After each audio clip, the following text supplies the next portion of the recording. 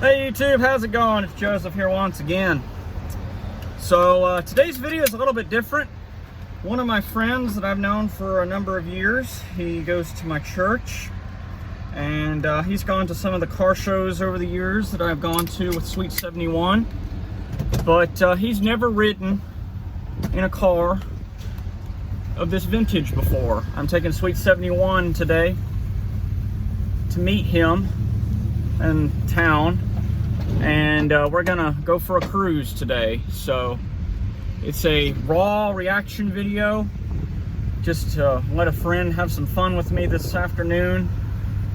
And so his name is Wade, and he is got a lot of interests as well. He plays music, he's doing all kinds of cool stuff, but he has kind of picked up the automobile bug from me, and he wants to learn at least a little bit of my knowledge. So I just filled Sweet71 up with some fresh non-ethanol gas, make sure she would be all nice and happy, and we're heading over to the Bentonville Square to meet up with him. So anyways, I hope everyone's week is going well and off to a good start, or I should say weekend rather, but hopefully all's week was well and weekend's off to a good start. So we will see you guys over at the town square when we meet up with Wade. See you there. There is a special feeling in Oldsmobile. There is a special feeling in Oldsmobile. More than the luxury ride, it's a feeling of pride that you feel inside. There is a special feel in an Oldsmobile. There is a special feel in an Oldsmobile. There is a special feeling in Oldsmobile. More than the luxury ride, it's a feeling of pride that you feel inside. There is a special feel in an Oldsmobile. There is a special feel in an Oldsmobile. All right, YouTube, so this is Wade, and he's out here today to go for a ride in Sweet71 like I just mentioned earlier. So we're just gonna kind of take it easy today, just have a little bit of fun, and I'm gonna show him around the car and let him ask any questions he has about the car if he wants to ask anything. Yep. So And I don't know a lot about cars. but as I've stated to my viewers, you're interested in getting a little bit of a nibble of my knowledge. Yep. So he knows that this car was my grandfather's vehicle before it came to me, and he knows a little bit about it. I showed it to him, what, last year, Movie on the Diamond? Mm-hmm. Okay, so the 71 Cutlass S was built on the Chevelle A-frame by Fisher Body Company. And Fisher Body, if you look here, I'm actually going to grab my tripod so they can see what I'm showing you in case they've never seen the car as well. Down here on the door pillar, there's a logo right here on the floorboard. It says Body by Fisher. Mm-hmm. If you look at that logo there, Body by Fisher. Fisher Body Corporation was from, I believe, 1878 or thereabouts to 1987 or thereabouts. The last vehicles they did was the G-body cars, such as the Buick Century, Olds 98, Olds 88, stuff like that. But it's a unibody construction, so the suspension is springs with rubber mounts inside of it for added shock absorption. And I've ridden in a lot of cars, but this vehicle is one of the ones that is one of the softest riding vehicles that I've ever driven and ridden in. So vinyl top, yeah, and many people mistaken the vehicle as a convertible because of that white top. So I'll open the hood for you real quick and let you look at the engine again. I know it's been a while since you've seen it. So the Oldsmobile came with 4 engine options for 1971. A 268 straight 6. The engine that you might remember in this one is the gold block. It's a 350 2-barrel with a 3-speed automatic transmission. An optional 3-speed manual was also available. The blue block was the 400 cubic inch 4-barrel carburetor, and then for the Cutlass Supreme Brougham, Olds Tornado Brougham, and stuff like that, it had the 455 Super Rocket V8, so, and a 4-speed automatic. So Cool. this has factory air conditioning. It's been upgraded, of course, but it's factory AC, stuff like that. Some of them were just a vent system. You just turn a fan on, it would cool the interior, but it's not that hot today, so I don't think we'll need the AC. But Yep. I'll go on and close it up now. These cars, if you look down here on the bottom, you'll see little vents on the bottom. There's a dual purpose for those vents on the front and as well as the back. This vehicle uses what's known as bumper jacks to lift the vehicle up. So you know, like a lot of cars, you see the little to raise it up. This one, you hook 2 clamps to the bumper and you jack it up on the front and the back to change the tires. So it's like an Allen wrench jack system. Yep. So that's pretty much the exterior and the engine of the vehicle. So if you have any other questions on the design, now I'm gonna quiz you. Okay. Do you know where the exhaust, I mean not the exhaust, the gas tank intake is on I this have car? no idea. The gas tank intake is right there. Whoa.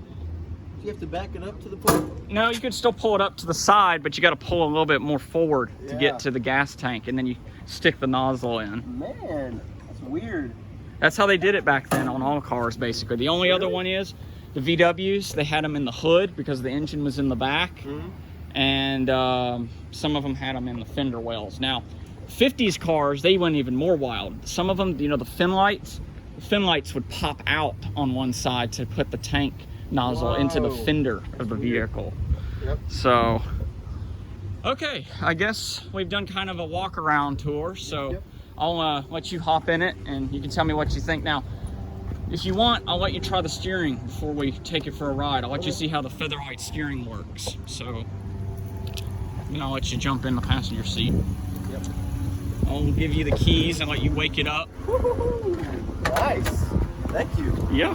Didn't know I'd get to start her up. She should just crank right up. Yep. If she doesn't, just give her a pat on the gas pedal. Key goes the other way. Yeah.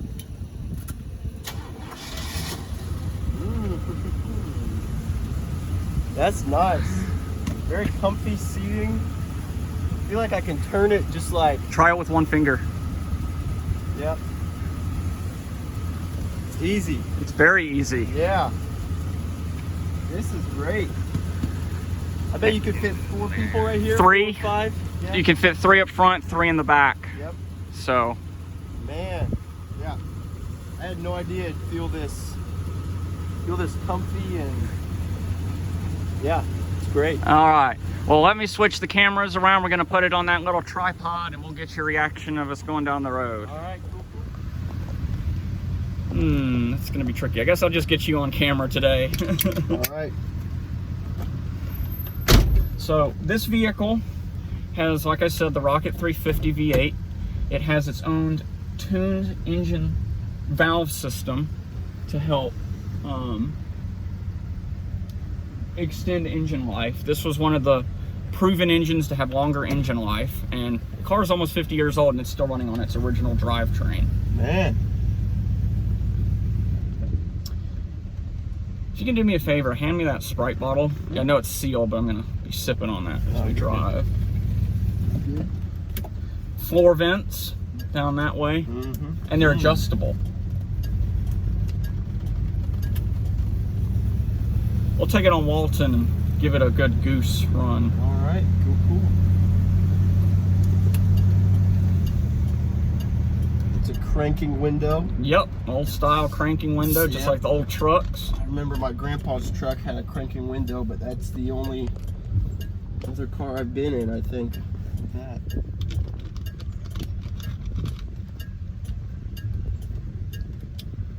And we'll go Nice. down this way.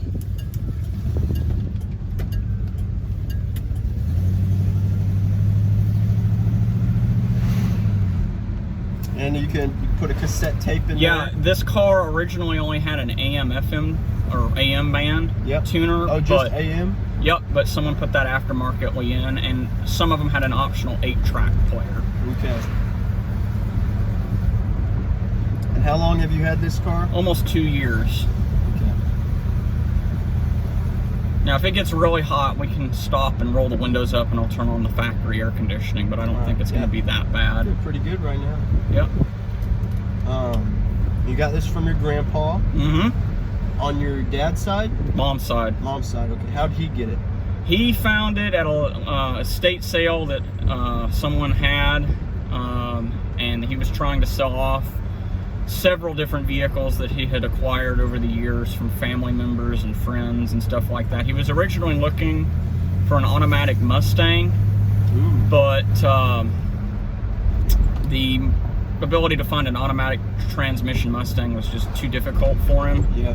And he was looking for another car for a friend of his, and they became interested in a Camaro that they had. And then he saw this little car sitting in a underside awning at a what was it? He saw it at a outdoor building, kind of like a portico style place, and he said to the owner, "Hey, what about that brown car with the white top? Is it available?" And the gentleman said, "Yeah, it's available. You interested in looking at it?" And he said, "Yeah, I'm interested." So my grandfather bought the car in 07 and drove it for a number of years. And what's the funny part is the person who owned the car between the guy that owned the car and his wife used to drive the car, and she said that she wanted him to get rid of the car because the little old ladies at the church always thought that it was the old lady driving the car. They'd be like, "Hey, how you doing?" You know? And so she just got tired of the elderly people Yeah. looking at the car, and so my grandfather bought it. But I obtained it on my graduation year, Mm-hmm. around his birthday of 2018. Yep. So now that you've ridden in a modern luxury car and we're riding in a car from the 70s, which does better in your opinion? I like this one. Yeah. It's like riding on a sofa. Mm-hmm. Yes. I've never been. This is the comfiest I've ever felt in a car.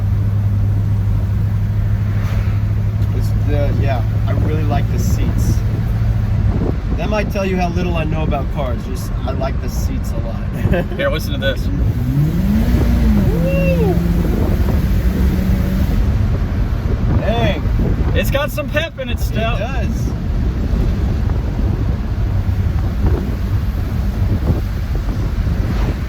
I've just been barely feathering the throttle. You just got a taste of what it's actually like to gun it. Yep.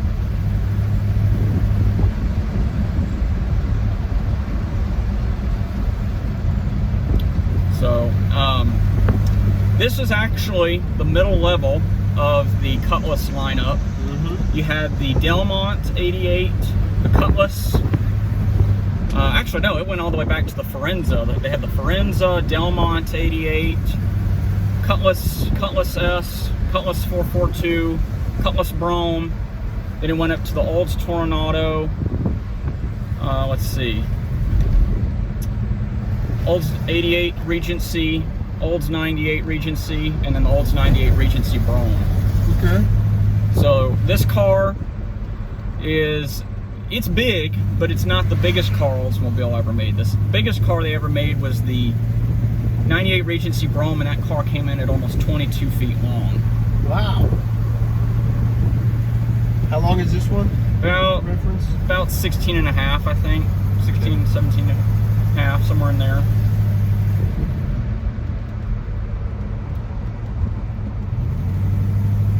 We would have gone the other way, but I decided just to go on and get going because we would have been waiting for traffic back at the square. Yeah.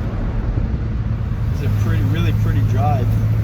Now, my grandfather, he said driving this car, you feel like you're looking down an aircraft carrier by the nose, because it's like you could land an airplane on the nose with how long it is. Yeah. It's a very pretty drive today. I was afraid it'd be raining. It was raining back at home. But yeah, it rained here, but great. I timed it right. Yeah. One of the first times I ever rode in this car, my grandfather was driving it back home, and we were on one of the main roads coming home. And he said, "Joseph, grab the steering wheel. I'll do the throttle." And I was able to steer the car from the middle seat right here. That's a good memory. Yeah.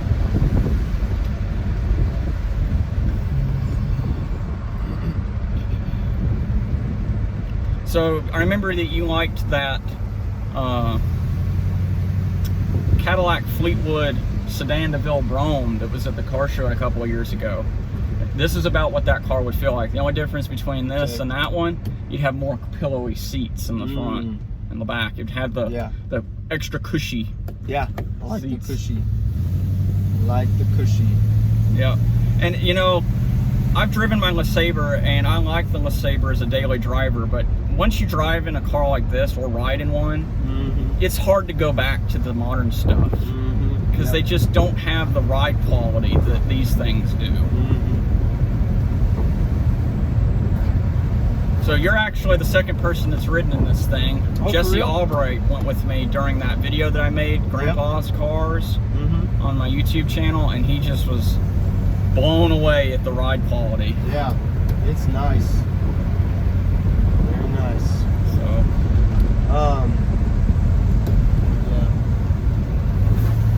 ooh, that's pretty up there.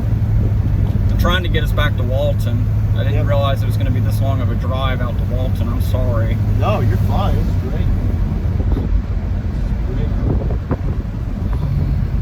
We're kind of following 49 up towards P Ridge. We'll catch the exit, like the entrance sideways to P Ridge and go down Walton from the Family Life Center. So. But driving on these roads, it kind of gives you a feel of going back in time. Because back in the day, there was a lot more back roads than there were highways.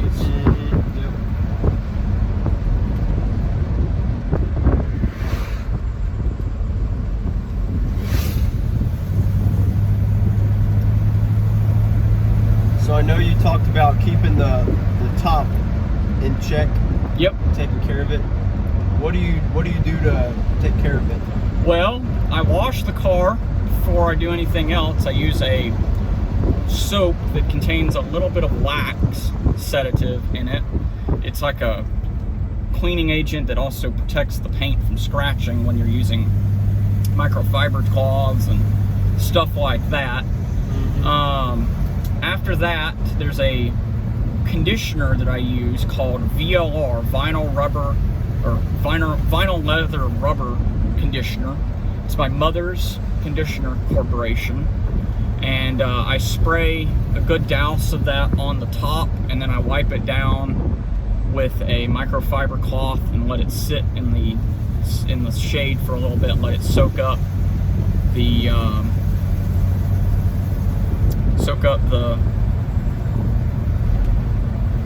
what is it, the conditioner, and then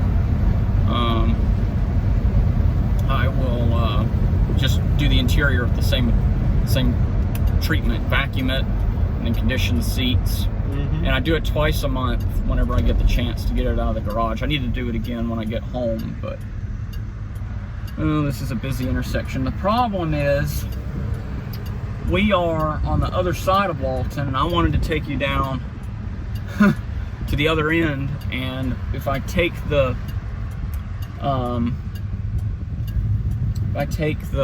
exit here, it's just going to take us directly back towards the square. So unless we have to turn back early, we'll just cruise down Walton and turn around and come back the other side. Okay. Sounds good. show you're you. free to take pictures or whatever if you want to show your grandparents. Yeah. So go ahead. I probably will when I get out and take pictures of Okay. So you only take this out in special occasions. Yeah. Right? What kind of special occasions? Well, this is one of them. I will take it to car shows. I do take it out just from time to time to give it some exercise, but for the most part, it's either car shows or I've got family over from time to time, or it's just, you know, meet up with a friend or something along those lines. It's never just to daily it, you know, because it's a prized possession of mine. Yeah, thanks for taking me out. Yeah, I'm gonna have to do it for some of the other guys too, like Alex Shepard and some of the other guys. Yep. We're gonna take it on 49. We'll take the slow lane, but we'll take it on 49. Let you feel it feels like the ride on the highway a little bit. All right.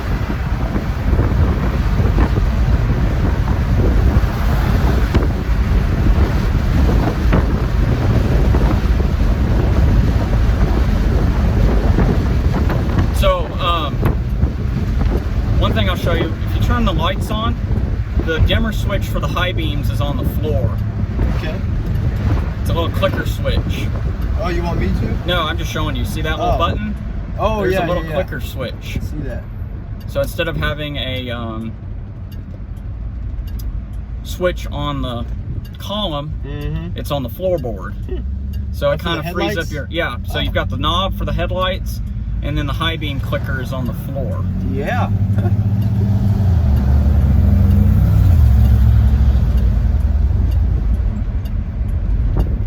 And when was this car made? 1971. 1971. It's manufactured at the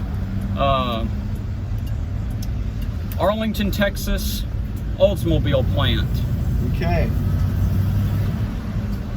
All the way from Arlington. They did make them in Detroit, Michigan as well, but most of them were made in Arlington, Texas. Okay.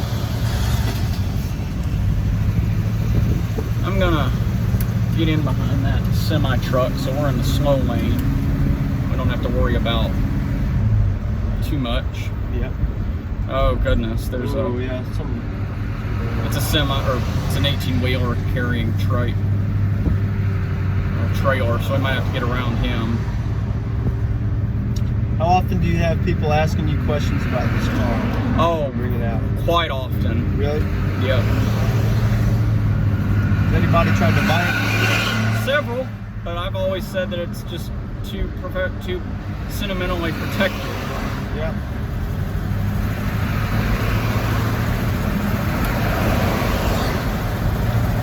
Help me look for clearance because I want to get around this semi or truck. I think his turbo is about to go bad. Alright, looks like it came out.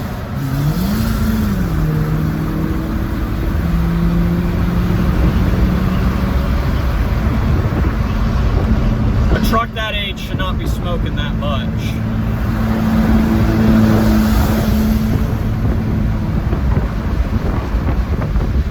And we're up to almost 70 miles an hour, and you can't feel a thing. Yep. I noticed there's no mirror over here. Yeah, that was a thing that wasn't actually available during that time frame of the day. Wow. You had a center mirror, you had a driver's side mirror. Federal law did not require a passenger side mirror until 1974. Wow. Why is that? It was just that no one really knew the significance of having a blind spot mirror on the passenger side until about that time. Does that seem a little easier without like this spot right here, you know? Yeah, So you can kind of get more vision. right.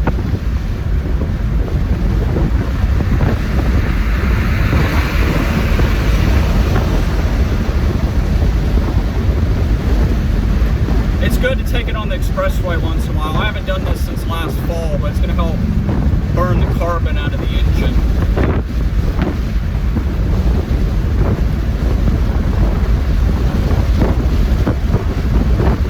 It does have a little bit of a bump to it on the higher speeds, but I think it's just because the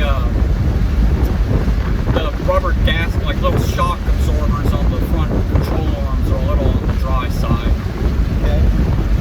But it floats. You can't feel many of the bumps. Like when we go over bridges and stuff, it just bounces right over. It's nice, man.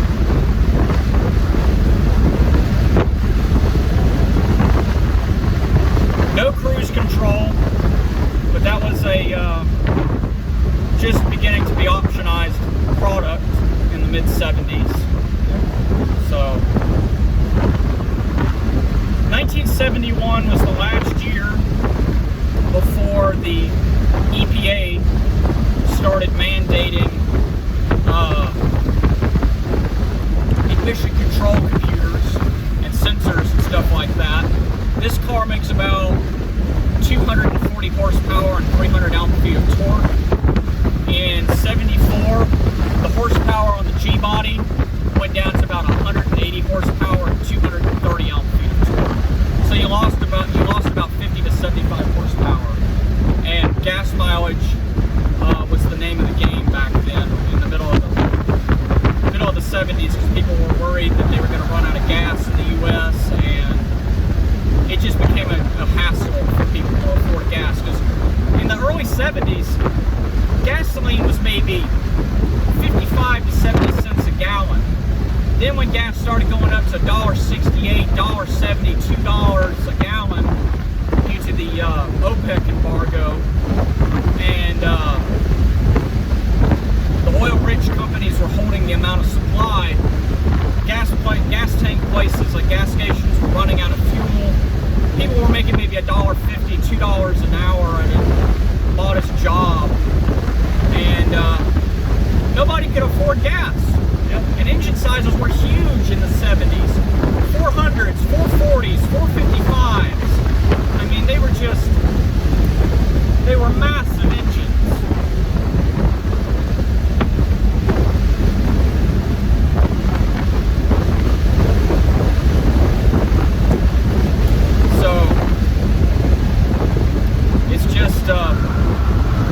It was amazing to see how between 1971 and 1980, car sizes shrunk probably 6.5 feet. Wow. By 1980, cars were about the same size as my Buick LeSabre, or smaller. And to go back to the OPEC, in the mid-70s to early 80s, the smallest car that GM made was the Chevy Chevette, Pontiac 6000, and I think it was the Olds Omega. Oh man! Who's that? That's some Mustangs. Hello.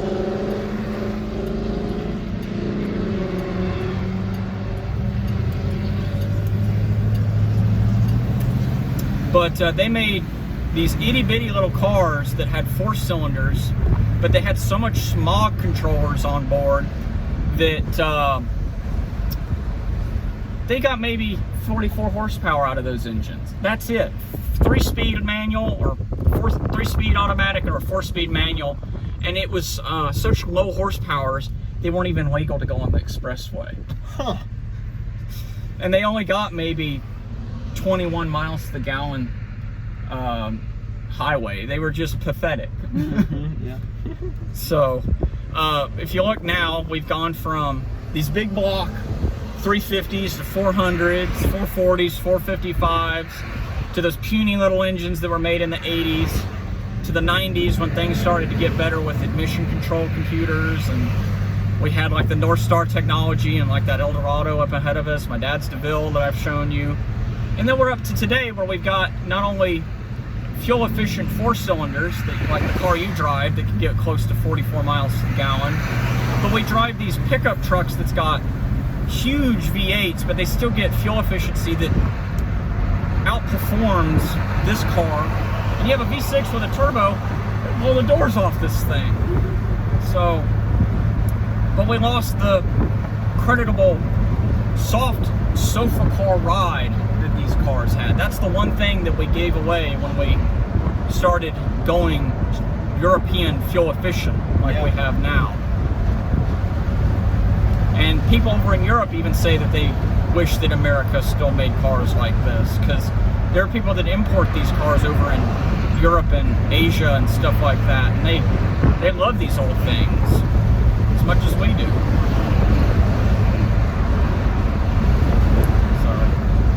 But I guess you could say at the end of the day, my grandfather had a good taste in automobiles. Yep, you can. And this isn't even the oldest car that we're going to have in our collection. This is going to be just the middle of the road. We're going to be getting another car here soon, a 48 Chrysler Windsor. It's going to be my dad's car. Yep. And we'll have to see if he'll let you go for a ride in that, let you see what a car from the 40s felt like. Man, the 40s. Almost the 50s, but yeah. It's crazy. So I'm going to go on and open up and let you ask any more questions if you have any, but nothing really comes to mind right now. As you were talking, you said it's federal law to have a mirror right here. I was okay. When I said federal law, what I was referring to, manufacturers had to put those mirrors on the car from factory. Yeah. It's not necessary that they were there. So, like, you know, like cars now, they have airbags. Yep. And seatbelts. We have to wear seatbelts because it has seatbelts in the car. Mm-hmm. But let's say we're driving a 55 T-Bird. That car didn't have seatbelts, so if a police officer pulls you over and says you're not wearing your seatbelt, you can say, sir, in 55, this T-Bird didn't come with seatbelts. So I'm driving a car that didn't come with seatbelts, and you can't ticket me from not wearing a seatbelt in a 55 T-Bird. Yep. So it's just kind of interesting in that form. That is interesting. I had another question. What was it? Oh, I was just noticing how, as we're driving by, I see a lot of people just looking at the car. Yeah, we just drove by and I saw a guy's face like light up and he watched us go by. So that's pretty cool. I've never been in a car like that. It's something to get used to, because for me, when I first did it, I was like, hi, you know, but now it's like, how you doing? How's it going? You know, and when you first do it, you're a little shy because you're like, I'm still getting used to the car and stuff like that. But you know, it's one reason that I think, you know, like one of the famous guys, Jay Leno, the comedian, why he has so many of these old cars, because they're just attention magnets, and it's so fun to hear the people's stories. Like, they'll say, oh, my grandfather had one of these cars, or my dad had one of these cars, or my sister, or something like that. Or I drove one of these cars and I hate it, but I was in an accident with it and I wish I could have another one, you know? It's just all these different stories. Some of them are sad, some of them will make you laugh your head off. It never ends. Now, I'm going to show you something. I'm going to press the washer mode. Watch the washer, the wipers.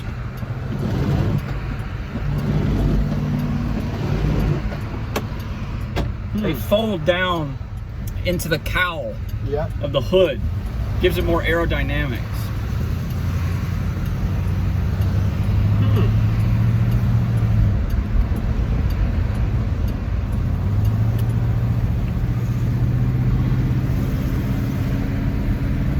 What I'm doing here, you can't exactly get away with in a modern car because the steering is so stiff. Yep.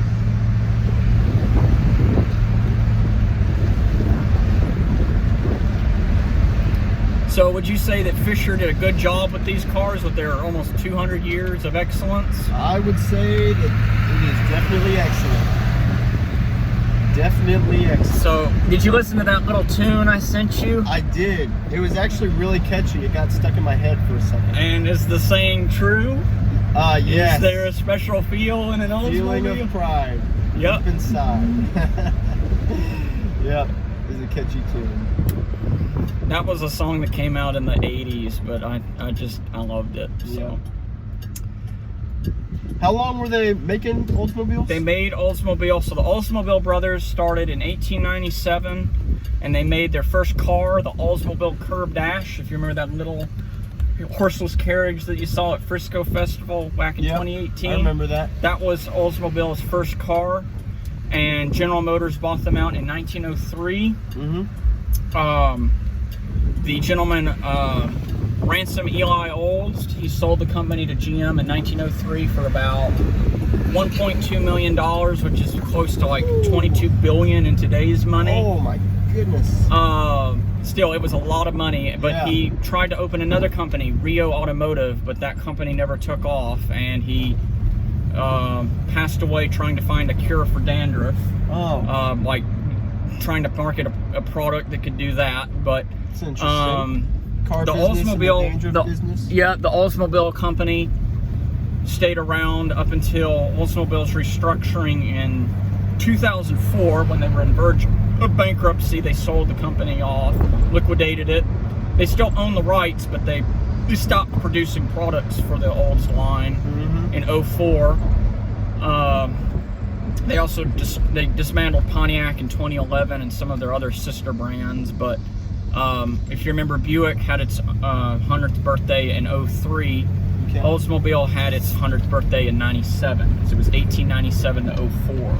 Okay. So the highest sale record that they had was in the 80s. They sold over 139 million automobiles in a single year in like 84 or 85. Oh my gosh.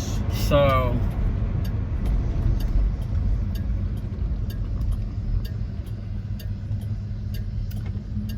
gotta wait for this truck. Have you let anybody else drive this car? I've let my mom, and I'm gonna let my sister drive it. My dad's driven it twice before I drove it.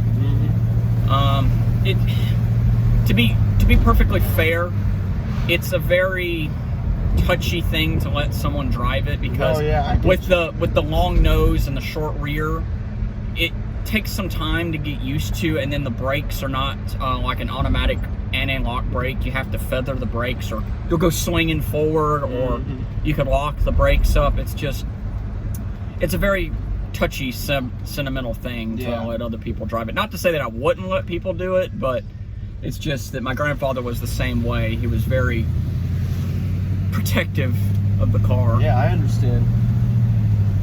I hesitate to let people drive my car, and it is definitely not this. Well, hopefully one day you can get a hold of that Cadillac Brougham that you want. Yeah, that'd be cool. We'll circle the square. There's an older Fisher body. That was a Monte Carlo. That was one of the last bodies built by Fisher body. So that was an 80s model, 80s or early 90s. So I'm going to click on the air conditioner. All right. I got to give it some gas, but it'll cool off here in a second. You'll feel it start to cool off. All right. It gets better when we start moving as it pulls air through, but we'll roll these windows up here. That last one on the back is a little stiff, but you might be able to get it up. Other way. Oh, other way? If it turns, do it. If it doesn't turn one way, give it. Yeah, no, that's good. Going. Okay. Yeah. It is stiff though. Yeah, just wiggle it. There you go. You got it. All right. So we're just going to run the air conditioning, let you experience the AC as well. Yeah. So I should have closed those when we were on the expressway because I might not have been able to get your audio very well, but we'll deal with it. So. Oh yeah, it's fine.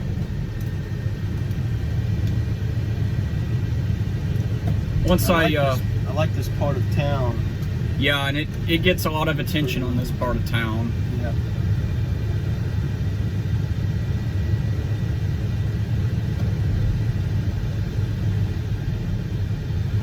Is there a reason why you're putting it in park?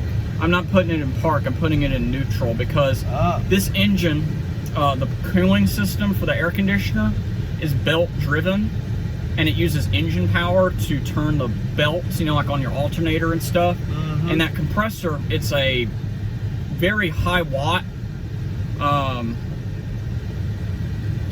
air conditioning compressor, and it puts a lot of load on the engine. Okay. And I'll come to a stop here and I'll leave it in drive for a second. I want you to feel what it does when I let off. You feel how it's loping? Mm-hmm. Yep. It's struggling to keep power to the engine and the compressor, and it also loses cooling pressure in the air conditioning. So Gotcha. I apologize for the wiggling of the brake pedal a little No, bit. you're good. It's good. Trying to be gentle on the brakes. Oh, that restaurant there? Yep, it's a good restaurant. I'll have to try it Mesa. sometime. I heard that the Station Double Cafe Mesa. closed recently. That's the one right there? Yeah, it moved down this way, but it just finally closed. Oh, that stinks. Yeah, we lost a little bit of our Bentonville history. Yep. I was gonna try and get a burger there at some point, but they've closed, so. That stinks. Yep. Now, when we pull up here, you're gonna see a car that's covered in nickels. Nickels? Nickels, yep, nickel coins. Okay. It is a 62 Cadillac limousine. I think they still have it up here. Yeah, it's a Cadillac Series 62 I've seen that limousine. before.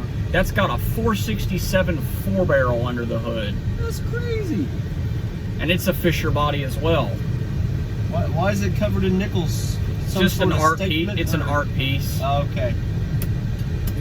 Okay, so we're gonna have to turn that way and go in the entrance there. Okay. I was gonna come out the other way, but the constructions area is kind of making it a little dangerous to drive. Yeah. All right, Wade. Well, I hope you've enjoyed the Dude, I cruise. have. This was great. Yeah, this is comfiest car I've ever sat in. Nicest Build quality. car I've ever been in. It Prettiest just car I've ever been in. it just rides down the road like an air mattress, as it's been called. It's great. It's cooling down with the AC right now. That's good. Yeah.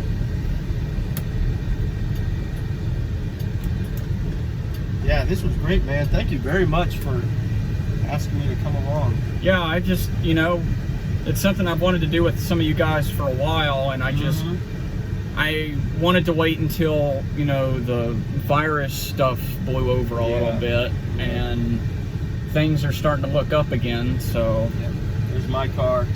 Yep. Not as great as this one, but she's Still a beaut. Yeah, a little Chevy Cruze. Yep, diesel. Yep. Hey, you get great gas mileage with that. Yeah, I do. It's nice. It was funny. I was pulling in here getting ready to meet up with you, and there was a guy that told me he had a 78 Corvette, and he just was literally drooling over my Cutlass. Really? Yeah. Nice. So I'm going to pull it into the shade, and we'll wrap this YouTube video up. All right. So I guess you could say we'll end this video here and definitely say there's a special feeling in an Oldsmobile. There is. Feeling of pride inside. I'm glad you could come along for the ride. Thanks, Joe. This was great. All right, guys, Thanks if you for- liked the video, be sure to give a thumbs up and subscribe, and we'll see you guys next time. See ya.